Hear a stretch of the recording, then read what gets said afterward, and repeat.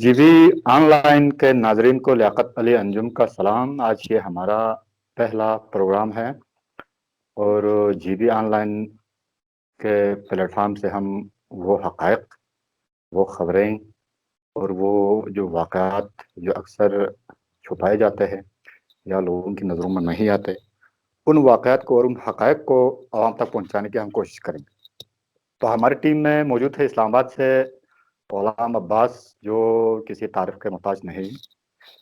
Pakistan today के साथ इस वक्त मुंसलिक है और माजी में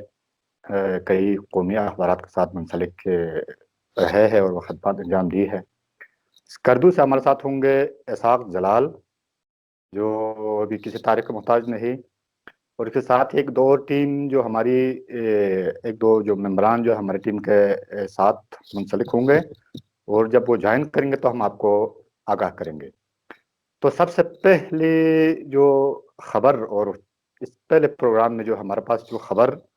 और वो जो हक़ाइक़ जो इस वक्त तक आवाम की नज़रों से ओझल है, उसको हम आवाम तक पहुँचाने की कोशिश कर रहे हैं। और इस हवाले से ग़ुलाम अब्बास के पास बहुत बड़ी खबर है। तो मैं थोड़ा-सा रेफ़रेंस में बताता चलूँ कि गुज़श्ता जुमेरात को इस्लामाबाद में एक मीटिंग हुई थी, जिसके बारे में खबरें भी छप चुकी हैं। ये गिलगित बल्तिस्तान की आइनी हैसियत के हवाले से अबूरी सूबा बनाने के लिए कायम कमेटी का पहला इजलास जो 5.5 माह बाद हुआ, और इस कमेटी ने 60 दिन के अंदर यानी 2 माह के अंदर अपनी सिफारिशात कंप्लीट करना थी, लेकिन 160 दिन के बाद उनका इस कमेटी का पहला इजलास हुआ। तो इस कमेटी के इजलास के हवाले से काफ़ी सारी बातें जो मीडिया पे आ चुकी है, क्या यही वही जो खबरें जो मीडिया पे आई, अखबारात में छपी, वही तक महदूद थी, या कि इस कमेटी में कुछ और क्या कुछ हुआ, कुछ यूनिक हुआ या कुछ डेवलपमेंट हुई? इस हवाले से ग़ुलाम अब्बास, बहुत आपको खुशामदीद कहता हूँ, बहुत शुक्रिया। अच्छा ये बताइएगा कि क्या असल जो बात जो कमेटी के अंदर हुई, वो क्या वही है जो अखबारात में छपी, या इसके अलावा भी कोई और खबर है? बहुत शुक्रिया लियाकत अली अंजुम साहब, आपने एक अच्छा इनिशिएटिव लिया है और इस हवाले से और पहला आपका प्रोग्राम आपको मुबारक हो। और आपने पहला ही प्रोग्राम में जो है अहम गिल बल्तिस्तान के हवाले से बहुत ही अहम सब्जेक्ट को चूज़ किया है। मैं आपके सवाल की तरफ आता हूँ। देखें, ये आपने बिल्कुल वजह फरमाया कि उस कमेटी का पहला इजलास था।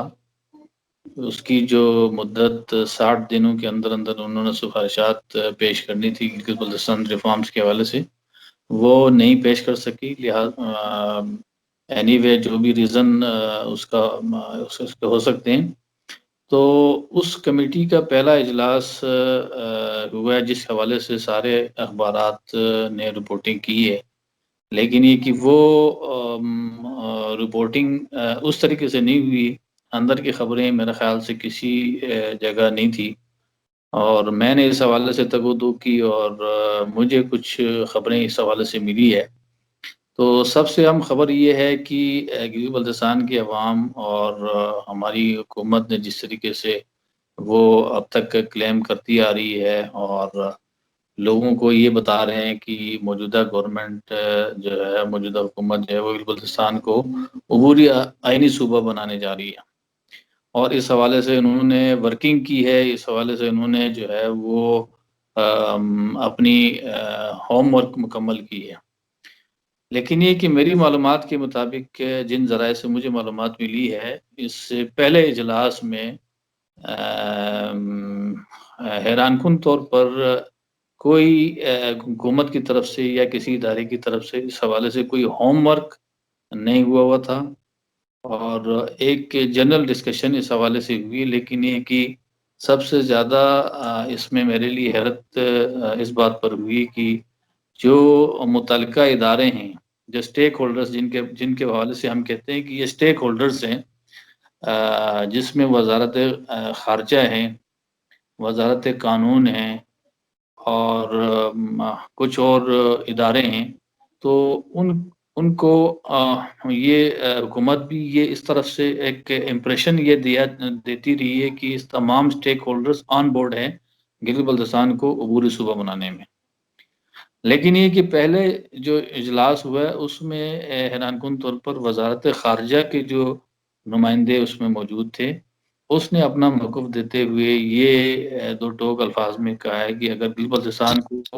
عبوری صوبہ بناتے ہیں، یعنی عبوری صوبہ بناتے ہیں اور ان کو نمائندگی دیتے ہیں نیشنل اسمبلی میں اور سینٹ میں باقی صوبوں کی طرح نمائندگی دیتے ہیں، یعنی الیکشن ہو کے مطلب الیکٹ ہو کے بندے وہاں پر جو ہے نا گلگت بلتستان کو ریپرزینٹ کرنے کے لیے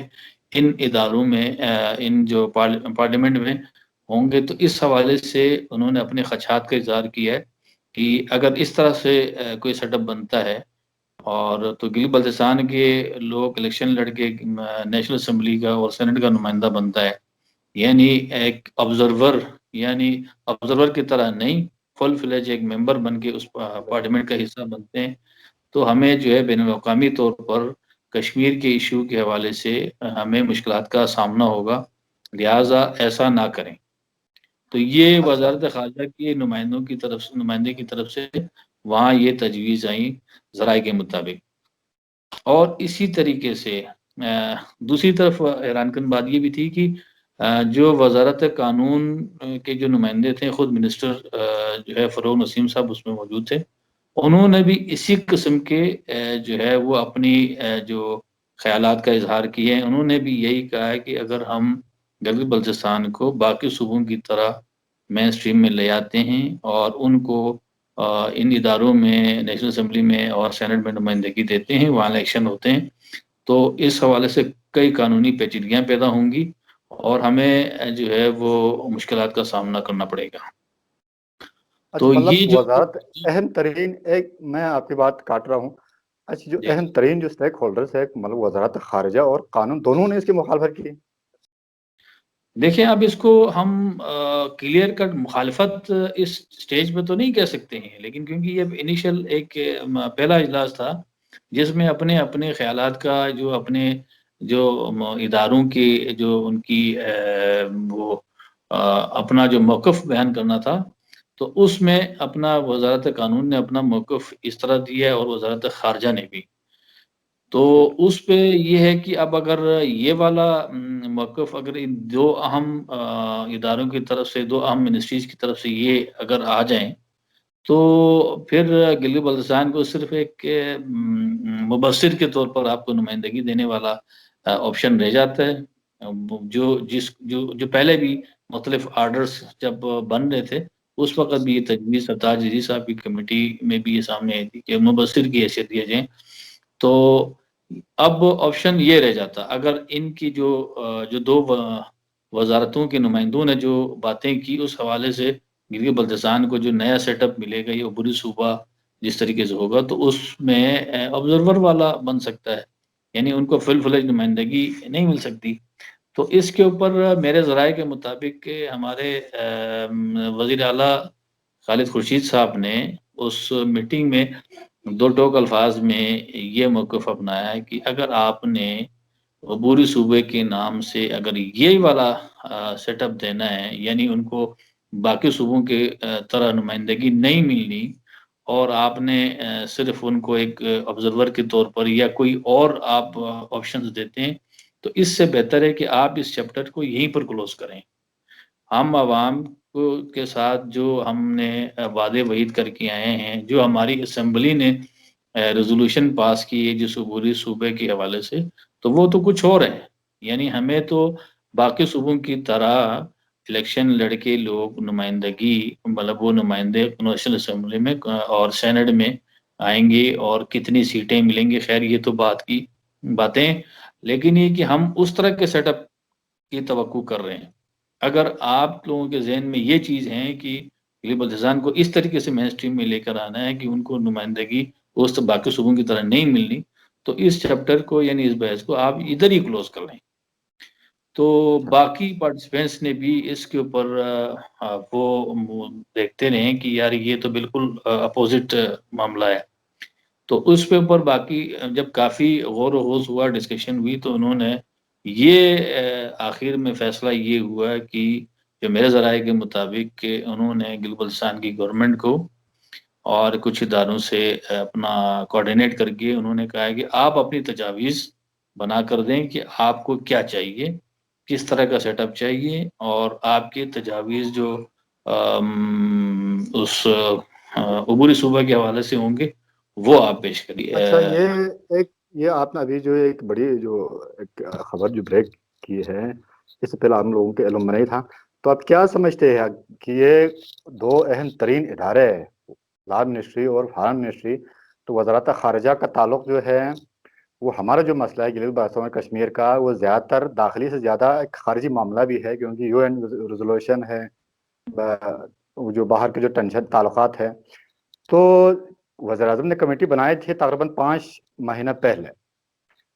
اب اس تعارفی اجلاس میں اب وہاں پہ جو وزارت خارجہ کے جو نمائندے تھے جو بھی ہے، وہ اپنی جو پرسنل ویوز وہ نہیں دے سکتے، وہ ایک ان کا جو ویوز ہے وہ ایک ڈپارٹمنٹ کا ایک موقف سمجھا جائے گا۔ تو یہ دونوں منسٹری کا یہ نہیں سمجھتے کہ یہ دونوں جو ہے اس کے حق میں نہیں ہے کہ گلگت بلتستان کو کمپلیٹلی جو وہ یعنی مستقل طور پر جس طرح دیگر صوبوں میں ہے اسی طرح نمائندگی دی جائے گی۔ تو یہ دونوں کی منسٹری کی جو ہے منسٹری کا موقف نہیں سمجھا جائے گا یہ، کیونکہ وہاں کے جو نمائندے ہیں وہ ایک ڈپارٹمنٹ کو، ایک ادارے کو ریپرزینٹ کر رہے تھے۔ دیکھیے وہ اس میں تو کوئی شک نہیں ہے، کیونکہ وہاں پر آفیشلز آتے ہیں اور ذمہ دار لوگوں کو ہی بھیجا جاتا ہے اور متعلقہ لوگوں کو بھیجا جاتا ہے اپنا موقف دینے کے لیے وزارتوں کا، تو انہوں نے دی ہوگی، اور اس کو ہم کہہ سکتے ہیں کہ یہ منسٹریز کا موقف ہے۔ لیکن البتہ جو ہمیں ایک خوشگمانی رکھنے کی یہ ہے کہ یہ جو انیشل کیونکہ میٹنگ تھی، جس کو میں اپنے جو میری اپنی جو سوچ ہے وہ میری اپنی انڈرسٹینڈنگ کے مطابق کہ ان جو بھی نمائندے آئے ہیں اس میٹنگ میں، وہ اس حوالے سے ہوم ورک کر کے نہیں آئے، وہ جو اصولی موقف پہلے سے جو موجود ہے وہ وہی لے کر آ گئے ہیں، اور ان کو یا تو بتایا نہیں گیا تھا یا وہ انیشلی اپنا ایک جو ہسٹورک ان کا موقف رہا ہے وہی پیش کرنے میں انہوں نے اپنی عافیت سمجھی ہے، یا اپنی ذمہ داری ادا کرنے کے لیے انہوں نے سمجھا ہے کہ جو ہماری پہلے سے شروع سے ہی موقف رہی ہے وہی موقف اپنائیں۔ تو اس میں ہو سکتا ہے آنے والے جو اجلاسوں میں ان کا موقف میں کوئی لچک آ جائیں، اگر ان کیس اگر ان میں لچک کا مظاہرہ نہیں کرتے ہیں یا کوئی اور موقف سامنے نہیں آتا، تو یہ گلگت بلتستان کے لوگوں کے لیے جو یہ امید لگائی بیٹھی ہے کہ یہ گورنمنٹ ان کو آئینی دائرہ کار میں لے آئیں گے اور عبوری صوبہ بنائیں گے، تو گلگت بلتستان کے عوام کو جو ہے وہ شدید مایوسی ہوگی۔